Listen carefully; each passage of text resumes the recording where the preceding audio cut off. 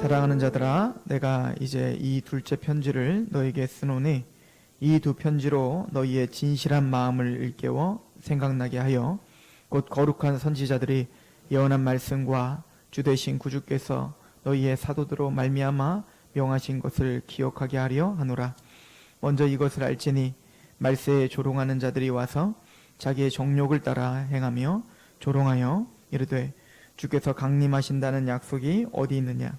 조상들이 잔 후로부터 만물이 처음 창조될 때와 같이 그냥 있다 하니 이는 하늘이 옛적부터 있는 것과 땅의 물에서 나와 물로 성립된 것도 하나님의 말씀으로 된 것을 그들이 일부러 잊으려 함이로다. 이로 말미암아 그때의 세상은 물이 넘침으로 멸망하였으되 이제 하늘과 땅은 그 동일한 말씀으로 불사르기 위하여 보호하신 바 되어 경건하지 아니한 사람들의 심판과 멸망의 날까지 보존하여 두신 것이니라. 아멘.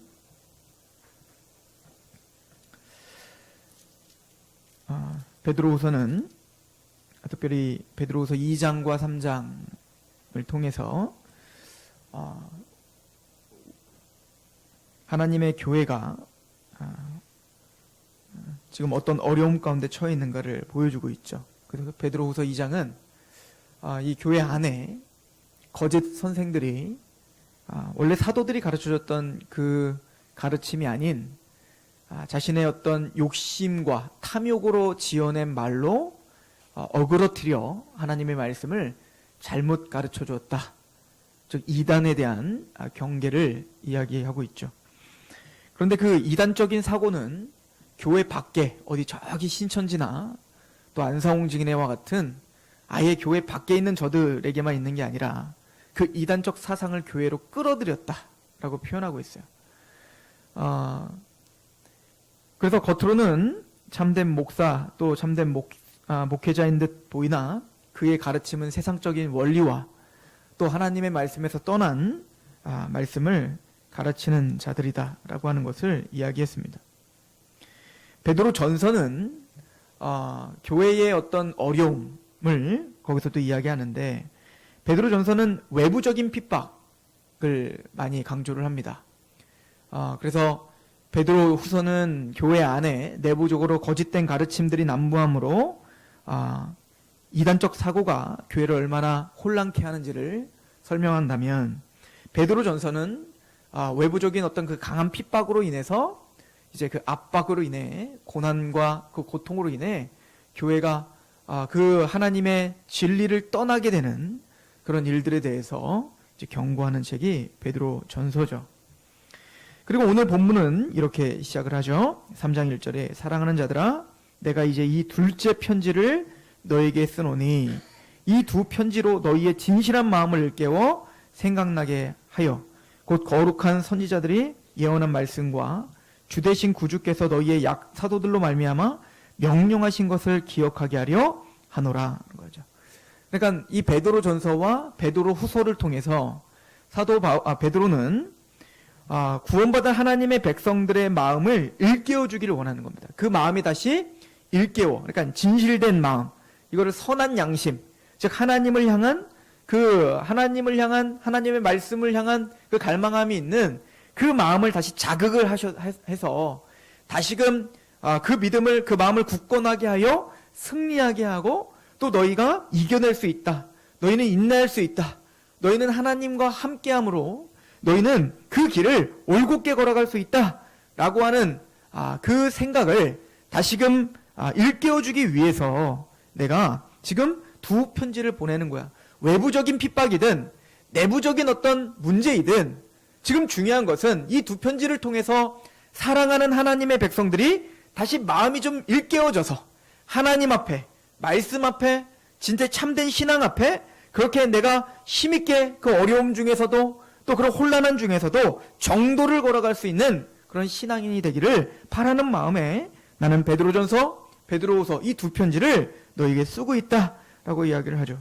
그럼 우리 마음이, 진실한 마음이 일깨워 생각나게 하려는 그건 뭘까요? 그건 바로 3장 2절에 말한 것처럼 곧 거룩한 선지자들이 예언한 말씀과 주되신 구주께서 너희의 사도들로 말미암아 명하신 것을 기억하게 하는 겁니다. 우리로 말하면 구약과 신약이에요. 하나님의 말씀입니다. 선지자들의 기록과 사도들의 이 기록, 이 가르침, 또 그들이 경고하고 그들이 미리 이야기했었던 이야기들을 알려줘서 이게 지금 이상한 일이 아니구나. 이게 나에게만 있는 일이 아니구나. 이게 믿음의 사람들이 걸어가는 그 길이구나. 라고 하는 것을 좀 알게 하고 싶었던 겁니다. 특별히 이 베드로후서는 3장부터 예수 그리스도의 재림에 대한 예언을 지금 강조하면서 얘기하고 있는 거예요.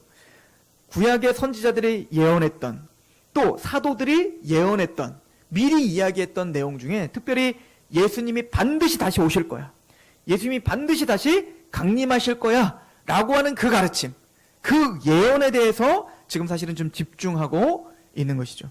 에베소서 2장 20절에 사도 바울은 너희가 사도들과 선지자들의 터 위에 세우심을 입었다. 예수 그리스도께서 친히 모퉁이 돌이 되셨다라고 말씀하셨는데, 즉 너희, 즉 교회, 하나님의 성도들은 사도들과 선지자들의 터 위에 세우심을 입어야 된다는 거예요.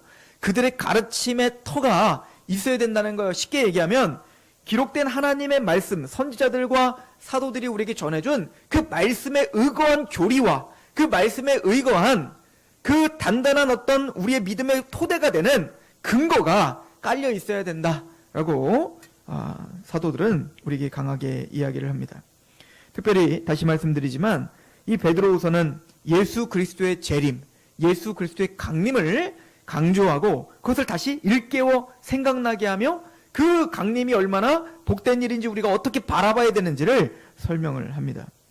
왜냐하면 사탄은 가장 중요한 교리들을 희석시키기 위해서 지금도 끊임없이 자신의 모든 술수를 부리고 있는데, 그런 교리 중에 하나가 이제 구원에 대한 교리겠죠. 복음을 희석시키죠. 이게 갈라디아서에서 다른 복음은 없다.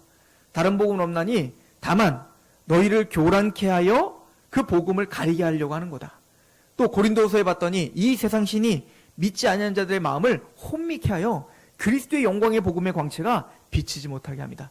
즉 사탄은 어찌하든 하나님의 은혜의 복음을 가리려고 몸부림을 치죠. 또 하나, 교회를 항상 혼란케 하고 뭔가 희미하게 만들려고 하는 교리 중에 하나가 바로 예수님의 재림에 대한 이야기인 겁니다. 특별히 성경에서 초대교회에 예수님의 강림에 대한 오해가 좀 있었습니다. 그 중에 첫 번째는 예수님께서 사실은 그 마태복음 13장에 24절부터 보면 재림을 약속하세요. 내가 다시 올 거야. 그때에는 그 환란 후에 해가 어두워지며 달이 빛을 내지 아니하며 별들이 하늘에서 떨어지며 하늘에 있는 권능들이 흔들리리라. 그때에 인자가 구름을 타고 큰 권능과 영광으로 오는 것을 사람들이 볼 거야. 예수님이 올 거다. 곧 올 거다. 속히 올 거다. 라고 선포하셨다고요. 사실은 사도들을 비롯해서 초대교회 모든 성도들은 예수님이 진짜 오늘 오실 거라고 생각하며 살았다고요. 자신의 세대에 예수님이 오실 거라고 믿으면서 그 믿음으로 어떻게 보면 그 고난을 이겨내며 살았던 것 같아요. 그런데 지금 이 베드로후서가 쓰여질 그 당시에는 이미 한 AD 한 64년경에서 이 정도지 않겠어요? 그러니까 이미 몇십 년이 예수님이 약속한 다음에 그 약속을 들은 그 약속이 굉장히 오래됐는데 몇십 년이 됐는데 아직도 예수님은 오시지 않아요.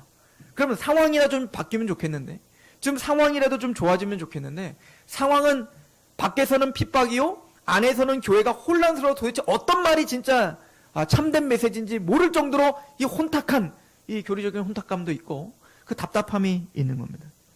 그러다 보니까 그 예수 그리스도의 재림은 없다. 그 예수님의 재림에 대한 갈망이 점점 사라지게 됐겠죠. 예수님의 재림이 없어 라고 말은 하진 않지만 많은 사람들 안에 예수님에 대한 재림을 회의론적으로 보는 사람들이 좀 있었을 거 아니에요? 정말일까? 예수님 진짜 오실까? 진짜 강림하시는 건 맞을까?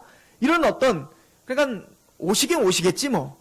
그런데 그거는 나와 상관없는 것처럼 아마 생각되는 문화가 이제는 점점 시대가 가고 시간이 흐르면서 팽배해지기 시작했을 것 같습니다. 그러다 보니 교회 안에 그런 어떤 회의론적인 어떤 문화를 틈타 거짓 선지자 중에 이 베드로 후서가 쓰여졌던 그 지금 타겟으로 두고 있는 거짓 선생은 재림은 없다는 거예요. 예수님이 강림하신다고? 야, 봐라. 지금 하나님이 천지를 창조하시고 지금 변화된 게 뭐 있니?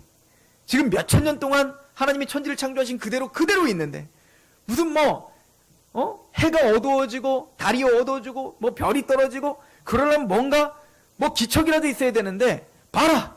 뭐가 달라지고 있는가? 세상은 더 악해지고 있고 또 무엇이 하나님이 재림을 해서 모두고 심판이 있고 무슨 이 세상의 끝이 있고 봐라. 악한 사람들은 여전히 이렇게 악하지 않은가? 그러므로 재림, 강림, 심판 이런 거 생각하지 말고 그냥 오늘날 너희들 살아가는 데 있어서 그냥 잘 먹고 잘 살고 그걸 위해서 빌고 그냥 그렇게 살아. 그렇게 억울하게 살지 마. 라고 하는 가르침이 아마 난무했던 것 같습니다. 그래서 오늘 말씀을 다시 한번 보시면 3장 3절을 보십시오. 먼저 이것을 알지니 말세에 조롱하는 자들이 와서 자기의 정욕을 따라 행하며 조롱하여 이르되 주께서 강림하신다는 약속이 어디에 있느냐? 조상들이 잔 후로부터 만물이 처음 창조될 때와 같이 그냥 있다. 그런 거 없어. 근데 이 사람들의 그 중심에는 정욕으로 행하며 그 정욕으로 가르치는 거예요. 왜냐하면 예수님을 재림을 생각하며 산다고 생각해 보세요. 그럼 우리는 항상 긴장하며 살아야 될 겁니다. 오늘이 마지막인 것처럼 살아야 된다고요. 마라나타, 주 예수여 어서 오시옵소서라고 진짜 예수님이 오늘이라도 오실 것처럼 생각하면서 살아보자고요. 그러면 우리는 오늘 이렇게 살지 않을 거란 말입니다. 진짜 오늘 예수님이 오실 거라고 생각한다면 우리는 우리의 맡겨진 일을 정말 최선을 다해서 최상의 것으로 하나님께 드려지려고 우리는 몸부림을 치게 되겠죠. 그런데 만약에 재림에 대해서 희미해지기 시작하면 어떻게 될까요? 그의 삶을 잡아주는 중심이 무너지기 시작하는 겁니다. 그가 이제는 주님께서 곧 오셔. 우리는 주님을 곧 만날 거야. 우리의 모든 고통과 그 모든 눈물을 주님께서 닦아주시는 날이 곧 온다니까? 라고 하는 그 갈망과 소망을 갖고 사는 사람들과 주님의 재림을 생각도 않고 주님의 강림과 심판과 주님의 얼굴과 얼굴 대면할 것을 우리가 전혀 생각하지 않고 살아가고 있는 인생과 전혀 다르겠죠. 그런데 이 초대교회 안에 예수님의 재림과 강림을 희미하게 만드는 거짓 가르침들이 난무했다는 얘기인 거예요. 그러고 보면 이 이야기는 베드로후서가 그 당시에 그 사람들에게만 뭐라고 하는 게 아니라 우리 또한 책망받아야 되진 않을까 싶어요. 우리가 얼마나 그 재림을 갈망했는지, 또 저는 얼마나 재림을 이 베드로 사도가 책망하듯 그렇게 내가 재림과 강림을 강조하며 설명하고 또 설교하고 그게 정말 피부로 와닿도록 그렇게 노력을 했는지 이 말씀을 준비하면서 저도 좀 회개하게 됐습니다. 그게 첫 번째 재림에 대한 잘못된 인식이었습니다. 재림이 언제 올지 모르는 것처럼 또 꼭 재림이 없을 것처럼 그렇게 자신의 정욕대로 행하는 것을 옳다 하는 거. 성도들이, 베드로 사도는 지금 그 얘기하는 거겠죠. 성도들이 오늘 하나님 앞에 설 수 있도록 준비시켜야 된다는 거겠죠. 오늘도 당장 예수님이 오실 것처럼 믿고 사는 것이 참된 신앙이라 라고 하는 것을 지금 알려주려고 하겠죠. 또 하나는 또 잘못된 재림에 대한 오해는, 두 번째는 데살로니가 전서에서 그런 좀 오해들이 있었는데, 그것은 예수님을 믿고 그렇게 열심히 살았습니다. 근데 예수님을 믿고 이제 초대교회 사람들은 지금 우리 시대 때에 예수님이 오실 거라고 믿었는데 안 오시고 사람들은 자꾸 죽어가기 시작하는 겁니다. 그렇겠죠. 예수님을 정말 진지하게 재림을 소망하며 믿었던 사람들이 예수님의 재림을 못 보고 얼마나 많이 죽었어요, 지금까지? 그죠? 많이 죽었다고요. 그래서 그 사람들은 그거에 대한 실망이 있었던 겁니다. 예수님의 강림을 못 보고 죽었네. 그 사람들은 너무나 불쌍한 거 아닌가? 그 사람들은 그럼 어떻게 되는 것인가? 그러니까 지금 종말론이 제대로 정리가 안 돼 있었던 거예요. 그래서 이 사도 바울은 데살로니가 전서를 쓴 겁니다. 그래서 말을 하기를, 데살로니가 전서에 보면 믿음 안에서 죽은 사람들은 잔다라고 표현해요. 잔다. 그들이 끝난 게 아니다. 믿음 가운데 살고 있었던 하나님 백성들이 사실은 가만히 보면 이 땅에서 고난만 받다 죽은 거잖아요.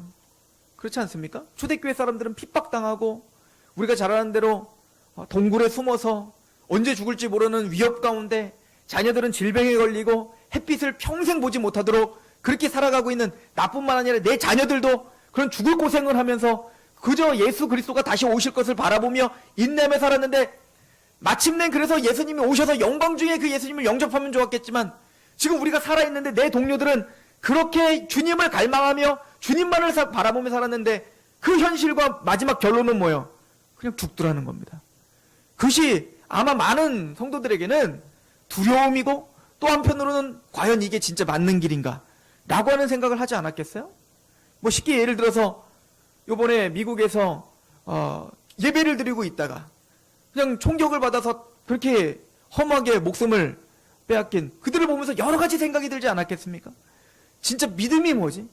왜 하나님을 예배하고 하나님만을 갈망하고 있는 이 불쌍한 사람들이 이런 죽임을 당해야 되고 왜 주님은 침묵하시고 그럼 이걸 보시고 당장 주님께서 재림하시고 강림하셔서 당장 그들을 심판하시고 우리의 옳음을 좀 드러내 주셔야 되는데 왜 우리의 인생은 여전히 이렇게 고단하고 힘들 뿐이지? 그리고 마침내 이렇게 죽음을 보는데 왜 주님은 잠잠고 가만히 계시는 거지? 이런 좀 아픔과 좀 하나님에 대한 의문이 생기지 않았겠냐고요? 그래서 데살로니가전서 4장은 말하고 있는 겁니다. 걱정 마. 주님은 이들은 자고 있는 거다. 주님이 강림하실 때 이들이 버림당한 게 아니라 예수님이 강림하실 때 그렇게 믿음 가운데 죽은 하나님의 사람들을 데리고 오실 거야. 영광 중에 예수님이 강림하실 때 지금 이 땅에서 주님만을 바라보고 주님을 위해서 살았던 그런데 고단한 삶을 살고 마침내 그렇게 고단하게 고단 가운데 죽었던 그 하나님의 사람들 반드시 예수님이 재림하실 때 그들을 데리고 오시고 우리는 공중에서 그들을 만나게 될 거야. 이게 휴거인 거예요. 그래서 바울은 종말론을 다시 한번 가르쳐 주면서 우리의 믿고 있는 신앙이 얼마나 확실한 것이며 또 예수님의 재림과 강림이 얼마나 확실한 것인지를 설명해 주고 있는 거죠. 세 번째, 재림에 대한 초대교회의 오해 중에 하나는 광신적인 재림을 갈망하는 사람들이 있었습니다. 다시 말씀드리지만 오늘 베드로후서의 문제점은 재림을 갈망하지 않는다는 겁니다. 재림을 설명하지도 않고 재림이 때로는 없다까지도 이야기하는 거예요. 그러니까 그의 삶이 정욕과 방종으로 나가게 됩니다. 그래서 베드로후서에 보면 너희가 방종하였다. 미혹에 연약한 자들을 미혹하여 방종에 빠지게 했다. 이렇게 표현하는 겁니다. 그런데 반대로 데살로니가 후서에 기록한 그 재림을 잘못 오해한 사람들은 예수님이 오늘 당장 오실 거야. 이제 며칠 있으면 오실 거야. 그러므로 통장도 깨고 적금도 깨고 그리고 학교도 다닐 필요 없고 일할 필요도 없고 그냥 산에 올라가서 그냥 가만히 있자. 그냥 찬양이나 하고 예배나 하고 그냥 다 때려치고 그냥 주님은 오길. 주님이 좀 있으면 오실 건데 그게 진짜 믿음이지.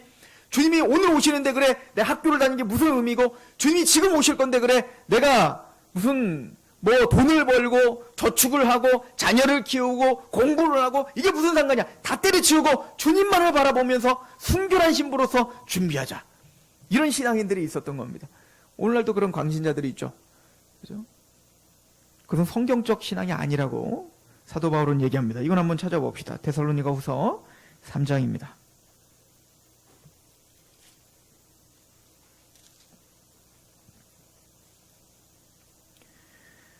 3장 6절부터 봅니다.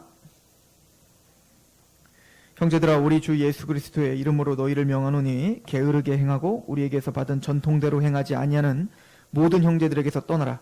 어떻게 우리를 본받아야 할지를 너희가 스스로 아나니 우리가 너희 가운데 무질서하게 행하지 아니하였으며 누구에서든지 음식을 값없이 먹지 않고 오직 수고하고 애써 주하여 일함은 너희 아무에게도 폐를 끼치지 아니하려 함이니 우리에게 권리가 없는 것이 아니요 오직 스스로 너희에게 본을 보여 우리를 본받게 하려 함이로다. 그러니까 이 사람들의 문제는 예수님이 당장 재림하실 것처럼 믿는데 그래서 우리의 일상을 다 때려치자는 겁니다. 신앙이 중요하지 일상이 중요하겠나?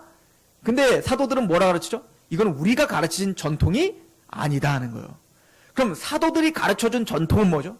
오늘 예수님이 당장 오실 것처럼 믿는 게 신앙이라면 예수님이 오늘 재림하실 거라고 믿는 사람은 어떤 전통을 갖고 있어야 되는 겁니까?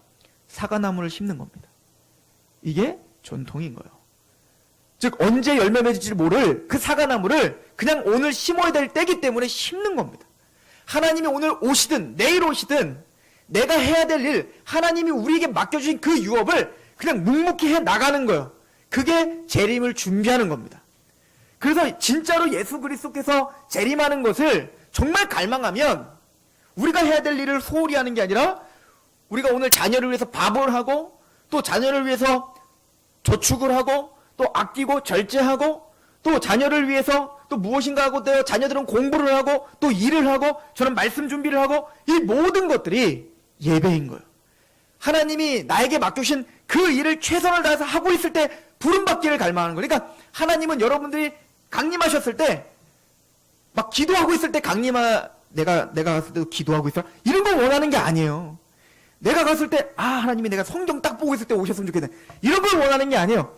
하나님이 진짜 원하는 건 내가 지금 이곳에서 나에게 맡겨주신 그 본분, 직장이면 직장, 그 직장에서 또 학교에서 가정에서 교회에서 지금 내가 마땅히 해야 될 그 일들을 주님 앞에서 사람들 앞에서가 아니라 주님 앞에서 충실히 하고 있는 그때 주님은 충성되다 라고 칭찬을 하실 거다. 이것이 사도들이 가르쳐준 재림을 소망하는 신앙입니다.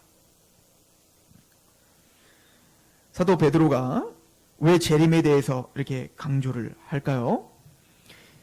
재림과 강림에 대한 이 신앙은 사실은 십자가의 은혜를 경험한 하나님의 백성들이 현실 속에서 살아가게 하는 능력이기 때문에 그렇습니다. 이 재림과 강림을 신앙하는 이 신앙은 우리를 오늘도 승리하게 하고 오늘 우리에게 참된 소망을 주고 또 오늘 우리가 무엇을 해야 될지를 알게 하는 지혜요 능력이기 때문에 사도 바울도 또 예수님도 또 요한도 또 베드로도 이 재림에 대한 교리를 정리하기를 바라셨던 것 같습니다. 오늘 베드로 사도는 이렇게 이야기하는 거예요. 그 거짓 선생들은 하나님이 천지를 창조하신 이후에 하나도 바뀐 것이 없는데 또 무슨 재림이 오겠냐. 됐다. 지금 변화되는 게 뭐가 있니? 아무것도 없잖아. 라고 사람들을 유혹했습니다. 그때 베드로 사도는 그것을 이렇게 지적을 하죠. 한번 가봅시다. 베드로후서 3장 4절. 이르되 주께서 강림하신다는 약속이 어디 있느냐. 조상들이 잔후로부터 만물이 처음 창조될 때와 같이 그냥 있다 하니 이는 하늘이 옛적부터 있는 것과 땅이 물에서 나와 물로 성립된 것도 하나님의 말씀으로 된 것을 그들이 일부러 잊으려 함이로다. 이로 말미암아 그때 세상은 물이 넘침으로 멸망하였을 때 이제 하늘과 땅은 그 동일한 말씀으로 불사르기 위하여 보호하신 바 되어 경건하지 아니한 사람의 심판과 멸망의 날까지 보존하여 두신 것이니라. 이 말씀은 한마디로 간단해요. 하나님이 천지를 창조하실 때 두 번째 날 물과 물을 나누셨죠. 위의 궁창과 아래 궁창으로 나누셨다고요. 즉 하나님은 질서를 잡으셨다는 겁니다. 그 얘기는 지금 예수님의 강림과 재림을 조롱하고 있는 그 사람들이 누리고 있는 이 현실들, 즉 하늘이 있고 땅이 있고 바다가 있고 또 그 땅에는 각종 나무와 채소들과 또 우리의 도움을 주는 여러 짐승들과 더불어 살고 있는 또 우리의 돕는 배필인 아내가 있고 또 사람들이 있어 사회를 형성하게 하고 보호를 받게 하고 우리가 살고 있는 지금 이 현실들이 다 하나님의 말씀으로 창조되고 하나님의 말씀으로 섭리하고 있음을 성경은 분명히 가르쳐주고 있다는 거예요. 그런데 그들은 그 하나님의 말씀으로 그렇게 천지가 물과 물을 나눠라 라고 했더니 정말 아랫물과 위에물이 나누어졌던 그 거룩하신 또 능력 있는 천지를 창조하신 하나님의 말씀이 이제는 위에물과 아랫물이 합해져라 라고 해서 노아의 방주날 위에 있는 모든 궁창의 물이 다 쏟아지고 밑에 있는 모든 물이 다 넘침을 하여 전 지구가 이제는 멸망하는 것을 너희는 성경을 통해 똑똑히 봤지 않느냐 이거예요. 그러니까 성경으로 창조하신 하나님이 말씀으로 천지를 창조하신 하나님이 말씀으로 물로 심판할 거야 라고 했을 때 정말로 물로 심판이 되어서 그걸 믿지 못하던 그 하나님의 말씀을 조롱하던 많은 사람들이 다 죽임을 당했지 않았는가? 너희들은 그 말씀을 일부러 잊으려 하는가? 그 말씀을 보지 않으려 하는가? 차라리 세상 사람들이야 원래 하나님의 말씀을 믿지 않으니까 그냥 그렇게 살다가 불멸망을 당하면 그만이지만, 너희가 이 말씀이 하나님의 말씀이라고 정말 믿고 있다면 내가 지금 속히 오리라, 그 약속한 강림과 재림에 대한 약속을 이렇게 조롱할 수가 있는가? 그러고도 너희가 정말 예수 그리스도를 믿고 있다고 말할 수 있는가? 정말 이 말씀의 권위를 인정한다고 너희가 말할 수 있는 거냐? 라고 베드로는 이야기하고 있는 거예요. 그리고 한마디 더 하죠. 하나님은 마지막에 그들을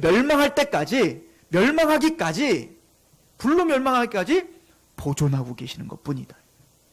하나님의 계획 속에 그 악한 사람들을 허용하시고 내버려 두실 뿐인 거예요. 왜냐하면 그들이 받을 보응이 분명히 있기 때문이다.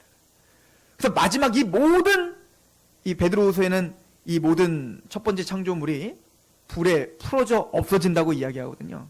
성경에 유일하게 있는 얘기인데, 즉 이 모든 천지 만물들이 완전히 불에 타 없어지고 새로운 새 하늘과 새 땅이 이 땅에 올 것이 분명할 거예요. 그런데 그때까지 하나님은 보존하시고 보호하고 계세요. 왜 그렇죠? 왜 이렇게 보호하고 보존하고 계시는 것뿐이죠? 8절 보세요. 사랑하는 자들아, 주께서는 하루가 1000년 같고 1000년은 하루 같다. 이 한 가지를 잊지 마라. 주의 약속은 어떤 이들이 더디다고 생각하는 것과 같이 더딘 것이 아니라 오직 주께서는 너희에 대하여 오래 참으사 아무도 멸망하지 아니하고 다 회개하기에 이르기를 원하느니라.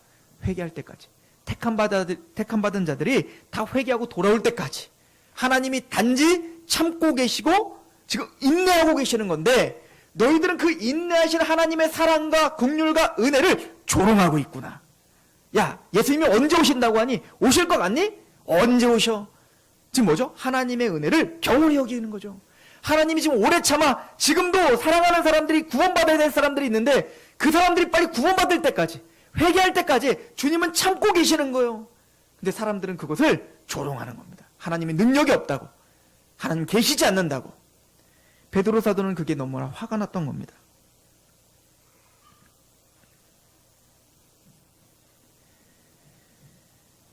예수님은 마태복음 24장 24절에 마지막 때로 가면 갈수록 거짓 그리스도들과 거짓 선지자들이 할 수만 있으면 택하신 자들도 미혹하기 위하여 기적과 표적을 보여 미혹한다고 분명히 예언을 해놨었죠. 또한 사도 요한도, 또 바울도 사도행전 20장에 보면 에베소 장로들을 모아놓고 내가 떠나면 곧 사난 이리가 너희들에게 들어와서 하나님의 양들을 아끼지 않을 거다. 잘못된 가르침을, 또 그 하나님 말씀을 조롱하는 자들이 반드시 들어올 거라고 예언했죠. 또한 사도 요한도 요한일서에 적그리스도가 지금 이미 나타났고 또 마지막 때로 갈수록 그게 더 심해질 거라고 이야기했죠. 사도 요한도 예언했죠. 그러니까 그 예수 그리스도의 재림을 조롱하고 더 나아가 하나님의 말씀을 조롱하는 그 악한 자들이 있다는 얘기는, 또 교회 안에 그런 이단자들과 거짓 선생들이 난무하다는 얘기는, 이게 참 아이러니인데요. 그들은 하나님의 말씀을, 이 예언이 어디 성취됐냐? 하나님의 약속이 어디 성취된 게 있냐? 예수님이 진짜 오시겠냐라고 그 예언을 무시하는 그들이 있다는 것 자체가 하나님의 예언이 지금 적중하고 있다는 얘기인 거예요. 베드로 사도는 그 얘기하는 겁니다. 교회 안에 이렇게 잘못된 가르침을 가르치는 사람들, 이단들이 이렇게 난무한 이유는 그 하나님 말씀을 경홀히 여기는 그 사람들이 있다는 얘기는 재림이 이제 가까웠다는 거예요. 재림은 반드시 하나님의 이 거짓된 자들, 악한 자들이 있다는 것도 예언했는데 정말로 그들이 있군요라고 그 성취를 통해 하나님의 약속이 얼마나 신실한가를 더 확증하는 것이다 라고 이야기를 하는 겁니다.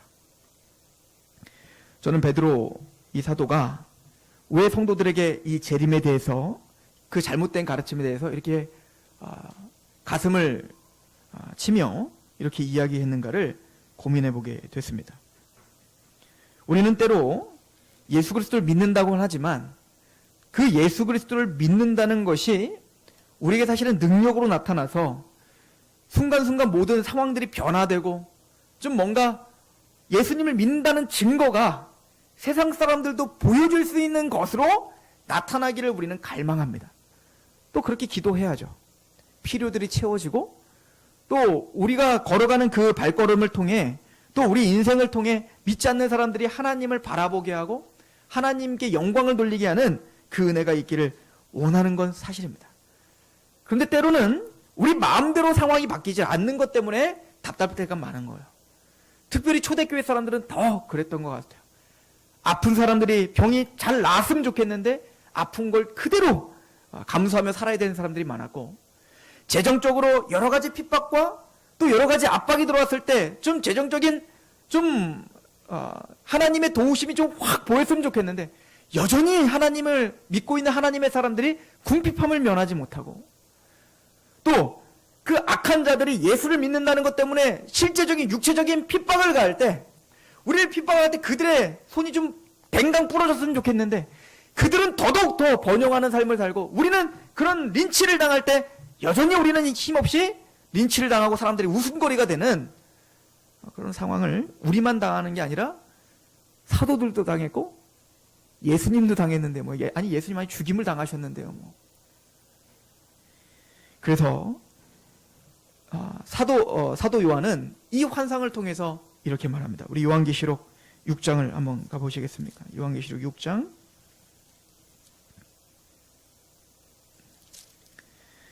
요한계시록 6장은 7 인에 대한 이야기입니다. 6장 2절에 보면, 이에 내가 보니 흰 말이 있는데 그가 탄 자가 활을 가졌고 면류관을 받고 나아가서 이기고 또 이기려고 하더라. 흰 말을 받습니다. 그 흰 말의 특징은 이기고 또 이기는 겁니다. 이것은 저주이고 재앙을 말하는 거예요. 심판을 말합니다. 즉 여기서 말하는 흰 말을 탄 자는 또 이기고 또 이기려고 하는 것은 인간의 탐욕을 이야기하는 겁니다. 승리했어요. 흰 말은 승리를 상징합니다. 승리하고 쟁취했습니다. 그러나 그걸로 만족하지 않습니다. 더 만족해야 돼요. 더 성취해야 돼요. 이게 인간의 정욕이고 이게 인간의 욕심인 거예요. 끝도 한도 없어요. 만족함이 없습니다. 그런데 이 욕심 자체가, 인간의 이 탐욕 자체가 심판인 거예요. 이 욕심이 강하면 어떻게 될까요? 3절입니다. 둘째 인을 떼실 때 내가 들으니 둘째 생물이 말하되 오라니, 이에 다른 붉은 말이 나오더라. 그 탄 자가 허락을 받아 땅에서 화평을 제하여 버리며 서로 죽이게 하고 또 큰 칼을 받았더라. 이제 살육이 벌어집니다.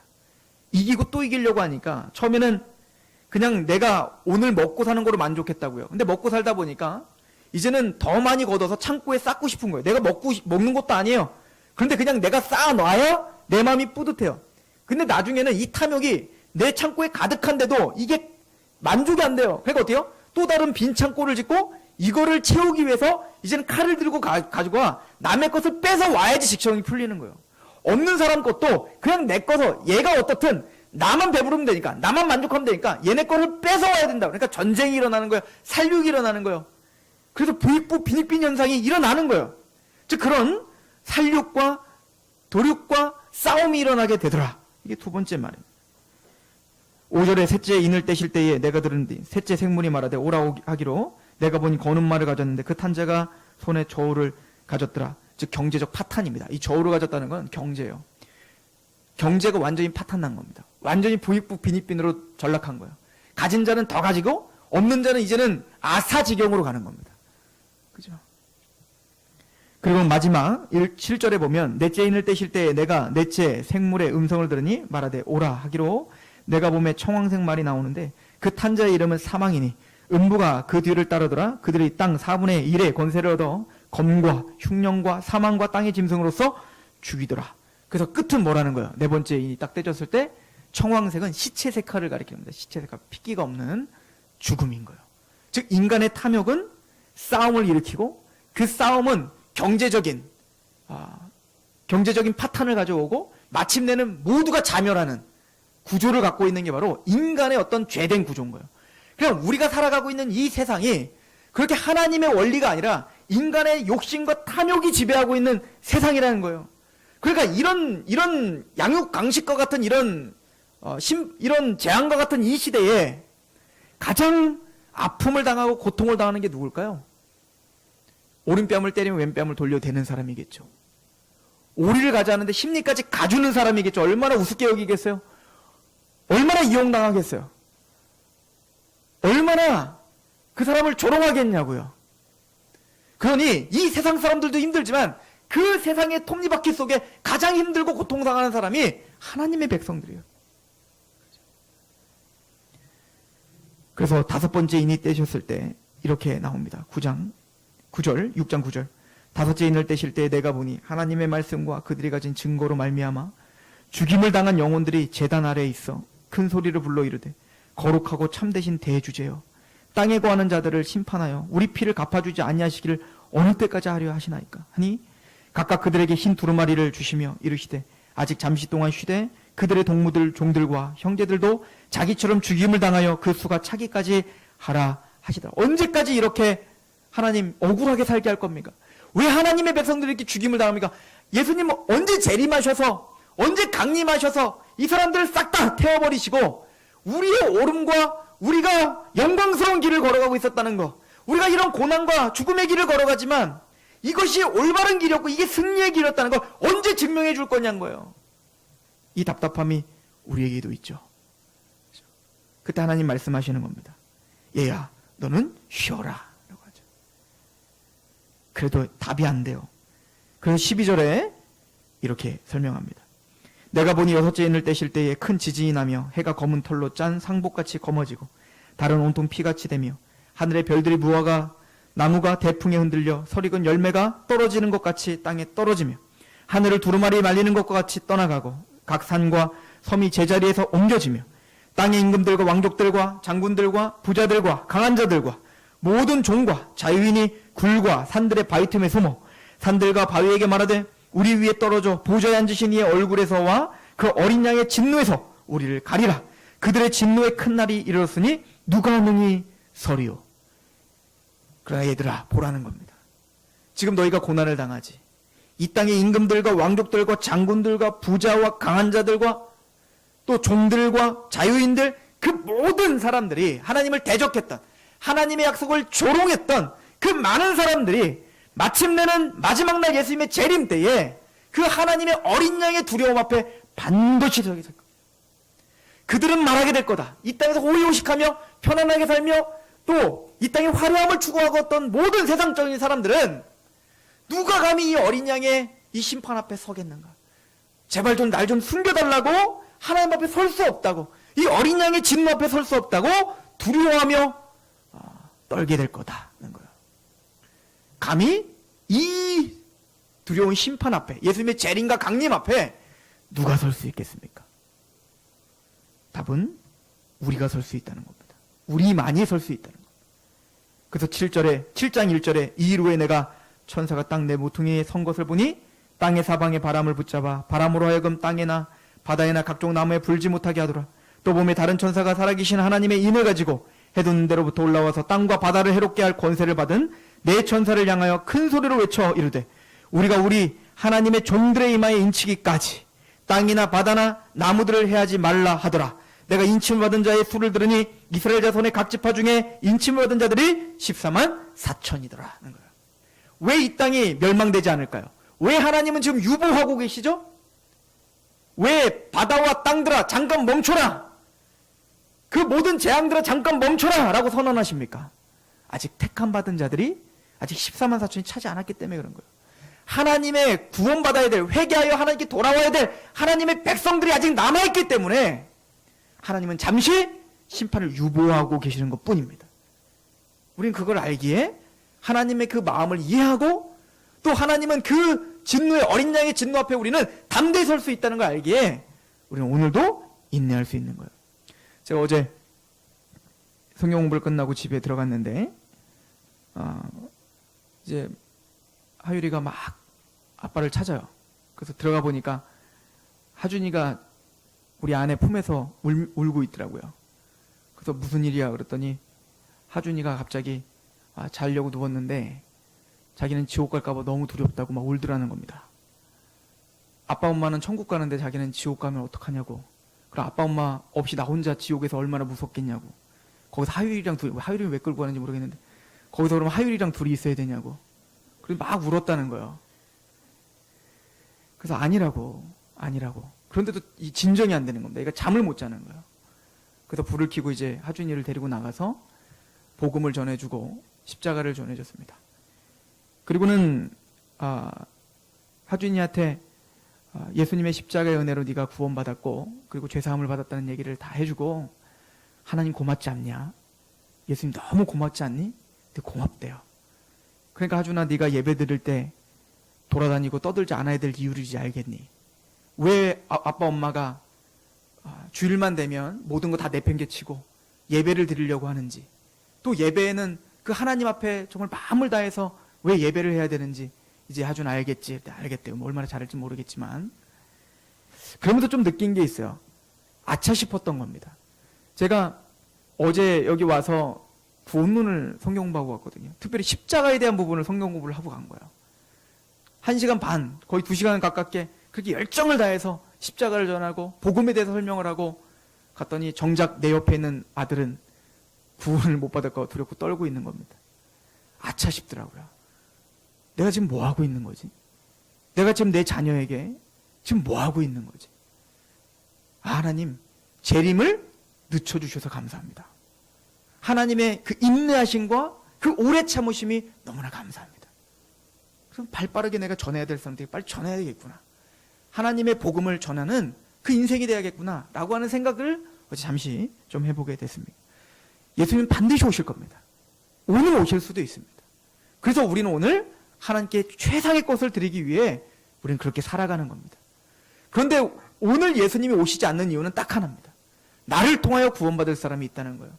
나를 통하여 하나님에게 영광을 돌려 택함받아 회개하고 돌아와야 될 사람들이 있다는 거예요. 그래서 고단한 길이지만, 힘든 길이지만 그 하나님과 함께 인내하며 걸어가기로 결정하는 게 성도인 거예요. 예수님이 우리를 위해서 십자가의 고난을 걷듯 우리의 삶은 고난일 수 있습니다. 그러나 반드시 우리의 눈물을 닦아주실 것이고, 그 영광스러운 하나님의 그 영광스러움이 우리와 동행하시고, 또 마침내 우리에게 모든 것으로 잊어버리고 하나님만을 찬양하는 그날을 주실 줄로 믿습니다. 오늘 하루 주님을 소망하고 재림을 갈망하는 마음으로 주 예수여 어서 오시옵소서, 그 마음으로 오늘 전하고 그 마음으로 오늘 그 일을 하는 저와 여러분 되기를 축원합니다. 기도하겠습니다. 하나님 아버지, 너무나 감사합니다. 우리는 연약하고 연약한 자들입니다. 예수님의 십자가에 감격했고, 또 예수님이 다시 오신다는 약속을 듣고 있고 또 믿는다 하지만, 오늘날 보여지고 만져지는 세상의 삶 속에 또 매몰되어 하나님의 말씀을 일부러 잊으려 하는지도 모르겠습니다. 하나님, 매 시간마다 매 순간마다 사도 베드로가 이 두 편지를 통해 진실한 마음을 일깨우기를 원했다고 말했던 것처럼 이 말씀이 끊임없이 우리 마음에 새겨지고 기억나 우리의 진실한 마음이 일깨워지게 하여 주옵소서. 하나님을 갈망하고 하나님을 향해서 달려가는 그 달림이, 또 그 전진함이 멈춰지지 않도록 우리를 도와 주옵소서. 예수님의 이름으로 감사하며 기도합니다.